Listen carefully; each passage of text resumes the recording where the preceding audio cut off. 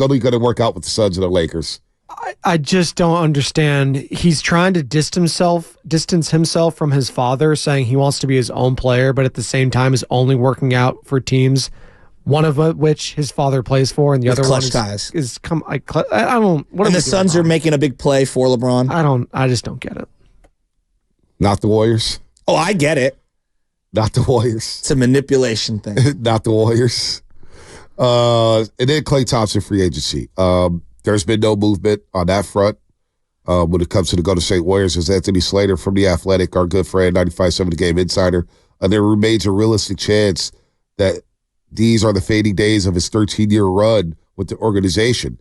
Apparently, there's been no notable movement from either side towards a resolution, league sources says. Warriors maintain a desire to retain Thompson at the right price once other aspects of their roster retool get clarified, but they haven't exactly been beating his door down to work out the framework for an extension, which could be signed at any time. In turn, the 34-year-old Thompson appears ready to test free agency waters, exploring external options for the first time in his career. What was your read on that? My read is that he's going to play this thing out. And the fact that the Warriors, offered him that 2-year, $48 million extension, apparently, Klay Thompson thought, well, $24 million, yeah, I want one more year. I see Draymond Green with a 4-year deal. I see Wiggins get a 4-year deal. Jordan Poole got a 4-year. Where's my 4-year deal? Now, you could say the Warriors should give him a 4-year deal. Maybe it's a 3-year deal.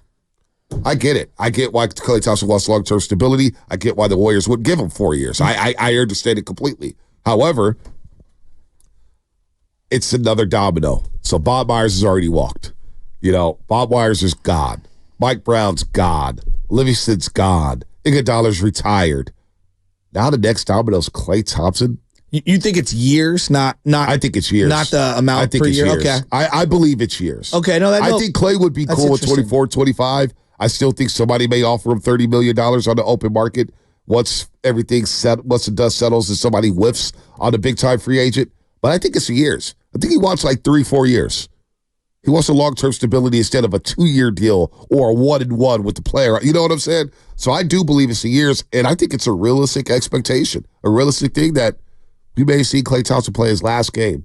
Now, it doesn't count in the stat sheet, but his last game as a member of the Golden State Warriors, he's really going to go 0 for 10. And his last game is that's going to be the end of it. Wow. I think I do believe the Warriors, where Anthony Slater says, look, they have to figure out what they're going to do with their roster. That means what they're going to do with Andrew Wiggins. So the trades will come before the Klay finalization? Or an idea of what could happen with the trades. Gotcha. Or the priorities, like, look, we got to figure out what we're going to do with Wiggins. We have to figure out what we're going to do with Chris Paul. Yeah. And the Wiggins thing is interesting because we had the conversation the other day, and I was listening to Steiny Gould yesterday, and Gould was going crazy, like, Wiggins, you just go give him up for a bag of chips? What? Steiny's like, he's an addition by subtraction. Yeah, I wouldn't go that far. I wouldn't go that far either. But at the same time, we took all these calls. We talked to a lot of fans. All of a sudden, people were hesitant to give up Andrew Wiggins after watching these playoffs, after learning that, hey, you need some defenders at the point of attack. See what Luka, Kyrie, Jason Tatum, Jaylen Brown are doing? What's going on here? No, it's like that old show, Protect Your Assets. Like, if you have very few of them, you want to make sure that you're discerning in how do you utilize them. So to Steiny's point, and look, Steiny feels how he feels, and I'm sure a lot of people feel that way, where it's like, and they felt that way about Jordan Poole, just get rid of, just whatever. He cannot play on my team next year. Like, I just think it in a different way, and I'm curious how many people side with him and how many people side with me. How you feel is how you feel, but to me, they have very few assets. Wiggins is still a younger player on their roster. I still believe he brings something to the table, and because he makes a chunk of money that is a puzzle piece to be able to acquire something of significance financially, I think it's just, you have to be very smart with whatever move it is. You cannot just trade him for whatever. No, I agree with that. You're not trading him for whatever. Now, what his value is, that's a different conversation. That's what something we were getting to the other day. That's a different conversation. Because when you see his career lows all across the board, he did have a good stretch, and then he went away for a couple games, and it was tough for him to regain his form. He's a rhythm player. You got to get him involved early. Chris Paul said it all season long. Dude, when you want the ball, let me know. Be aggressive. How many times did we hear Stephen Curry say, when Wiggins is aggressive, we're a different team? Klay Thompson, when Wiggins is aggressive, we're a different team. Steve Kerr, he's our best two-way player when he's aggressive, blah, blah, blah, blah. You trade him, because I know there were some people in the Warriors organization going into last season, as we see Jaylen Brown in the NBA Finals and the Boston Celtics. Jaylen Brown signed that big deal, $60 million a year. There were some people laughing, saying, we have Andrew Wiggins for $109 million, and we believe he's the better player. He's the better player. Well, it didn't age well, because Jaylen Brown's now in the NBA Finals, and he's playing the best basketball of his career. Effort is not something I question with Jaylen Brown. Exactly. We could talk about being overpaid at the price point and the magnitude of that contract, but I don't question his effort. And people question Andrew Wiggins' effort. Which I think is, you know, it's been a part of the discussion of Wiggins almost his entire career. But here's the deal, though. And I always go whether back we to, think it's fair or not. Yeah. I always go back to what Steve Kerr told Willard and Dibs. We can't go 5 possessions without them touching the basketball. Because when you're not winning and you're not touching the basketball, it's human nature to just say, you know what, I'm not into it. You know, you're supposed to be a professional. I get it. You're supposed to be a professional. And so I do get it. When you don't touch the ball on 5 straight possessions, you're thinking, boy, I've averaged 19 points a game over the course of my career. Why can't I get any shots up? Draymond's not shooting. Looney's not shooting. Why am I not getting the ball? Why am I not touching it enough? So that's another conversation. But if you do decide to move on from Andrew Wiggins, where do you get back and what can you get back? Where's his value at? I just have no idea how to gauge it, because another team's going to ask, well, what's going on with Andrew Wiggins? Why did he leave the team? How's he in the locker room? What's his effort like? They're going to ask the same questions we as Warrior fans have asked the last 2 years about Andrew Wiggins. So this notion that, hey, man, we got to keep him because he's an asset, but if we trade him, we have to get something. I'm not sure you're going to get much back for Andrew Wiggins right now with that contract. The addition that Steiny's talking about, the addition by subtraction, maybe just be moving off the money. Maybe just be moving, but I get. But how many teams are? Here's the thing: moving off the money. How many teams are acquiring $25 million in salary and not giving any? Like, have the ability to acquire $25 million and not give up 25. Well, there's a couple teams that can do it, but they may not be willing to do that, and they're not in a position of where they're at in their life cycle to not want to. Monte, this is why it's so difficult. Once you pay someone, it's very difficult to maneuver the cap in the NBA. They've made it very, very, very difficult. And that's why when you do execute one of these trades, you just got to make sure that it's the right one, you know, and it's very difficult. Like the Jordan Poole trade, everyone wanted him gone and couldn't wait to get rid of him. They had to staple a draft pick to it. They got back CP3.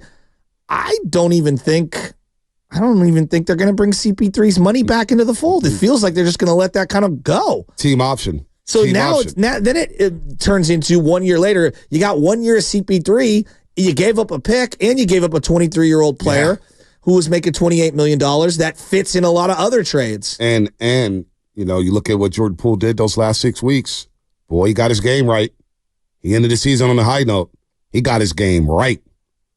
And I expect Jordan Poole to return to form. Now, he was on Shaqtin' Food the other day, slipping all over the court. I was like, damn, that's cold. And Draymond Green was on set. I was like, damn. Watching that, I was like, whoa. But to that point, what do you do with Andrew Wiggins? That's why the Jared Allen thing, and look, I'm not the biggest Jared Allen fan. Jared Allen, whatever. I do get you got to get a little bigger. You got to get a little more athletic in the West. But that may be what you can only, like, what else? Are you going to get a Miles Turner for him? I don't think Indiana's trading Miles Turner. Isn't Miles making a little less? He's making, I don't know if you could get Miles Turner from him. I don't know what, I just don't know what his value is. And it's just, to me, it's interesting as we get closer and closer to free agency. Everybody's kind of hesitant now to move off of Andrew Wiggins because you realize that, boy, there's not much out there. There may not be much out there. There could be a lot of movement in the NBA that doesn't involve the Golden State Warriors. What people want to do to Golden State Warriors favors. No idea. Yeah, I don't think the word hesitance is the one I used to describe it. It's just discerning, you know, and patient. And analytical. That's the way I would describe their thought process. And they've had a long time to think about it. And here's the other part where, so let's just Steiny go there talk about Andrew Wiggins playing alongside Jonathan Kuminga. Steiny was making the point that, Wiggins is blocking Kuminga. Well, we did figure out that they can play together. We saw it for a good stretch. They played very well together. But then why'd they go away from it? TJD's emergence. You started Pajimski later on. They didn't start Klay Thompson. I don't know why they went away from it, but it was working. Remember Steve Kerr said, oh, yeah, it doesn't work. And then all of a sudden it did work. They played their best stretch basketball all season long. And you had Draymond. That's why. Draymond Green with the back injury, the small ball 5. It was tough for him to play that small ball 5. So there's your answer right there. It all comes back to but listen, you can't tell me that it didn't start to work. Kuminga and Wiggins. No, it did, but again, the Kuminga and Wiggins thing is also baked into the fact that you're locked into the Draymond thing. And when you're locked into the Draymond thing, ideally you want him to play small ball 5, but that he's going to wear down and he wants a big so he can play more help defense. But at the end of games, you're not going to play that center because you're going to play Draymond at the small ball 5. You just don't want to do it all game. Right. So that brings me back to the Jared Allen trade. I feel like a broken record here. It's like, yeah, Jared Allen makes a lot of sense. But I know Jared Allen's not going to close games. Right. So if I only have a $25 million trade piece, whether people think he's valuable or not, $25 million only works with so many different trades. Why would I waste it on Jared Allen if I don't think Jared Allen can finish? Yeah. I feel like I'm talking in circles. But no, you may get a player who doesn't finish. You may be getting that. And it's, can you get a player who plays 30 minutes, but he's not in the closing lineup? If he gives it 30 minutes, doesn't matter if he's in the closing lineup when you're making a deal. You get what I'm saying? What if he's productive for 25 minutes, but he's not in your closing lineup, but he's still a productive player and getting you through big-time stretches of the game? No idea. But I'm not sure you're going to get a big-time player or a closer for Andrew Wiggins coming off of that season. That's just how I see it. I don't know. It's going to be very interesting here. But the first domino is Anthony Slater, chronicler. We're getting closer and closer, man. Getting closer and closer. There's a reality that Klay Thompson played his last game with the Golden State Warriors. I would find it, and just I know we've got a little bit of time. I would find it very odd that let's say the sticking point is what you said it was, a third year for Klay, right? That's the sticking point. I would feel like, wait a minute, you drew a line in the sand on Klay and you didn't do it on Draymond?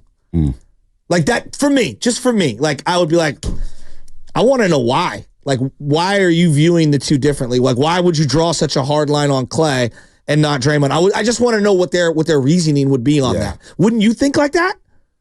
Because you've allowed Draymond. I have thought like that. What? No, I have brought that up all season, and nobody was trying to hear it.